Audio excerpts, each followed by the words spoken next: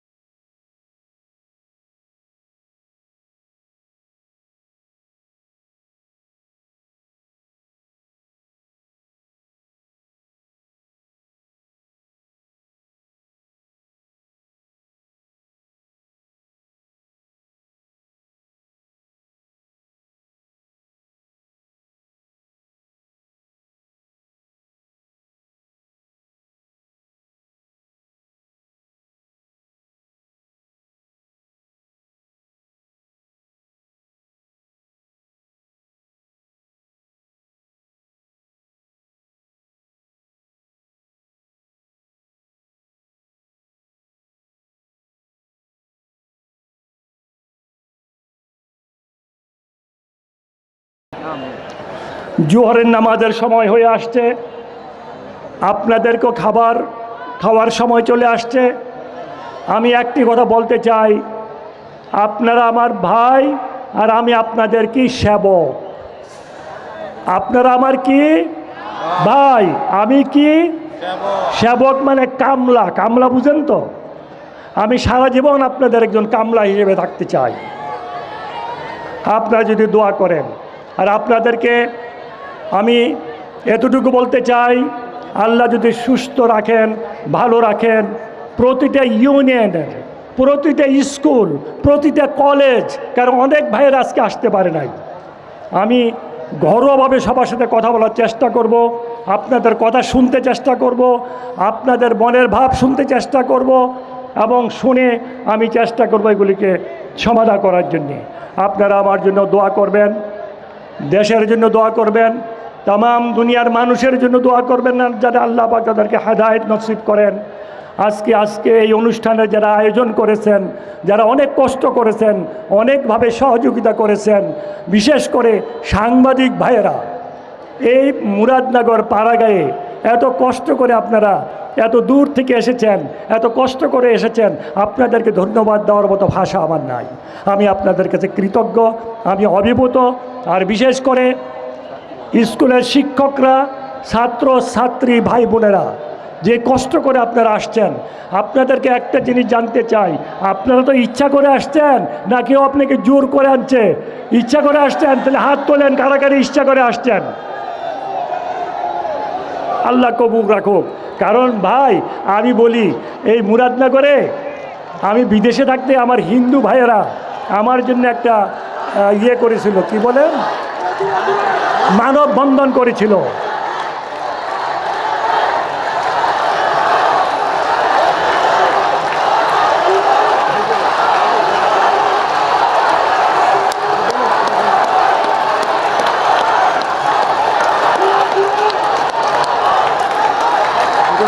আস্তে ভাইয়েরা আমার, আস্তে আস্তে ভাইয়েরা আমার, আস্তে। মুরাদনগরের হিন্দু ভাই এবং বোনেরা একটা মানববন্ধন করেছিল আমার মামলা থেকে মুক্তির জন্যে, দেশে ফেরার জন্য মানববন্ধন করেছিল ওনারা ইচ্ছা করে। তারপরে দেখলাম এক সংবাদ মাধ্যমে দেখছে আমি নাকি জোর করে এনে ওদেরকে মানববন্ধন করাইছি। আরে ভাই আমি তো দেশেই নাই। এমন কিছু হায়ওয়ান এখন আমাদের সমাজে আছে, আওয়ামী লীগের সৃষ্টি করা হায়ওয়ান। আপনারা সাবধান থাকতে হবে। আর প্রশাসন, আমরা যদি এক হই, ছাত্র জনতা যদি মুরাদনগর আমরা এক হই, কারোর কোনো ক্ষমতা নাই মুরাদনগরে আমাদের প্রতি অন্যায় করা, অপরাধ করা, জুলুম করা, অবিচার করা, মিথ্যা মামলা দেওয়া, কারোর কোনো ক্ষমতা নাই। ক্ষমতা আছে ভাই? আমাদেরকে একত্র থাকতে হবে। আমাদেরকে একত্র ভাঙ্গার জন্যে অনেকেই চেষ্টা করে। আপনারা দোয়া করেন। আপনাদেরকে অনেক ধন্যবাদ। ধন্যবাদ দেওয়ার কোনো ভাষা নাই।